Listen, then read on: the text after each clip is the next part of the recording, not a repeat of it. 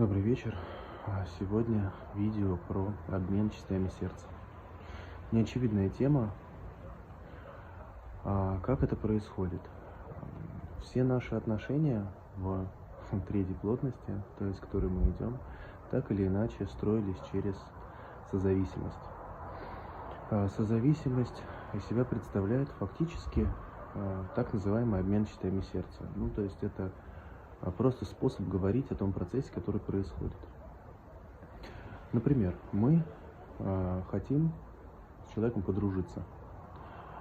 Мы с ним начинаем общаться, и в какой-то момент человек, например, показывает нам свою боль. То есть он приносит нам свою проблему. Говорит: вот у меня здесь плохо, здесь плохо, здесь плохо, и я не знаю, как быть. И он с нами делится своей болью, своей бедой, своей сложностью. Тот человек, который его слушает, вы, например, он, например, начинает сострадать, начинает вникать в эту проблему и начинает поддерживать, начинает человеку передавать свою энергию, свой ресурс, пытается ему помочь. Фактически в этот момент происходит что? Вам человек показывает свою часть сердца. У меня вот здесь вот так больно. Вы говорите: я понимаю, давай свою часть сердца мне, я о ней позабочусь. И вы ее как будто берете на хранение себе. Она у вас. А ему вы даете в обмен свою часть сердца, другую. Возможно, тоже болевую, а возможно, сильную, которая обладает энергией, обладает какой-то уверенностью и чем-то. Когда происходит обратный процесс, вы приходите к своему другу или подруге и делитесь точно так же своей болью, то друг или подруга, например, вас поддерживает, и в этот момент происходит опять обмен такого же характера. Такие обмены – это повсеместная история. Они происходят всегда между родителями и детьми.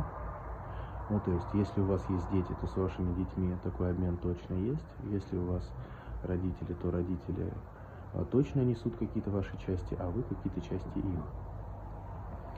им. Происходит это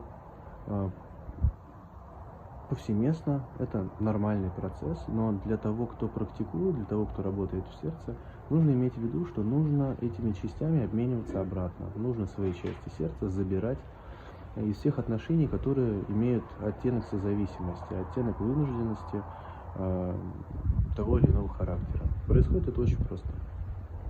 Когда вы в своей теплой зоне, когда вы в своем сердце, вы можете, например, представить, вообразить некую дорожку от вас к тому человеку, с которым вы хотите совершить этот обмен. Представляете дорожку.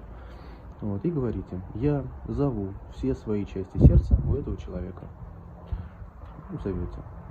Потом говорите: я отдаю этому человеку все его части сердца. Происходит процесс его, если у вас развита образность, видение, то вы можете это наблюдать, как по этой дорожке происходит как обмен военнопленными. Оттуда возвращаются ваши части, а туда возвращаются его или ее части. Части сердца, которые приходят к вам, вы, конечно же, сразу наполняете, обнимаете, с любовью, с заботой, вылечиваете, принимаете к себе в сердце. Части сердца, которые уходят другому человеку, уходят ему, и это его ответственность и забота. Процесс очень простой, очень легкий, но очень неочевидный. Мало кто это умеет, знает. Такие практики обмена частями бывают, в общем, в сообществе они известны, бывает, что люди их делают, но с этим есть небольшая сложность, что, во-первых, если внимание при таком обмене не в сердце, то это работает, скажем, плохо относительно. И если эти части к человеку возвращаются, то они возвращаются все-таки в болевом состоянии, и их нужно сразу вылечивать. Тогда это процесс хороший, приятный и, в общем, быстро происходит. И все проблемы, связанные с этими частями, в вашей жизни заканчиваются.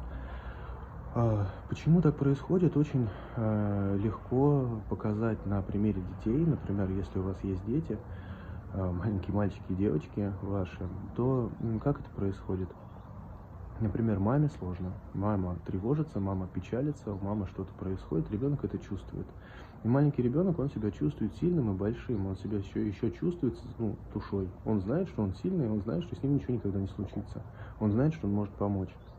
И в тот момент, когда он хочет помочь маме, ну, естественное абсолютно желание помочь маме, помочь папе, помочь кому-то из своих близких, он свою сильную часть сердца берет и вкладывает в своего родителя. И забирает у него свою, ну, часть родителя, которую, ну, например, тревогу или какое-то препятствие чувствуется, например. Вот что-то такое. И что происходит дальше? Ребенок начинает родителя в этой теме зеркалить очень сильно. То есть ребенок начинает быть тревожным, если он забрал тревогу, например. Он начинает быть тревожным, начинает быть бешеным, неуравновешенным и постоянно в каком-то таком состоянии. Родитель не понимает, что происходит, вот, начинает ребенка ругать или там наоборот его как-то успокаивать, это не особо помогает. И проблема тянется, потому что ни у кого из участников нет непосредственного доступа к той части сердца, которая, ну, эту проблему, скажем, вызывает. Потому что ребенок, который часть сердца забирает, ну, у мамы, например, у него нет возможности, нет ресурса, нет к ней доступа, он не может ее вылечить, он не может ее наполнить, потому что наполнять должен не он, наполнять должна мама. Он ее забирает просто понести, чтобы маме было полегче. Соответственно, мама, получив часть сердца ребенка, не понимает, в чем проблема. Вот, она не чувствует в этой зоне, например, такой прямой и яркой эмоции, чувства, и думает, что проблема в ребенке. Вот, и не понимает, где у себя искать. А в себе такое можно обнаружить, что вы, например, ну, ситуация, допустим, с ребенком, вот с ним что-то происходит, вы чувствуете, что реагируете, и вы не можете, у вас часть сердца не выходит, например. У вас это значит, ну, как бы точно обмен. Вот, поэтому делайте обмен, у ребенка забирайте свое, отдавайте ему его. Вот. Часть сердца может залечить только ее владелец, больше никто. Снаружи это невозможно.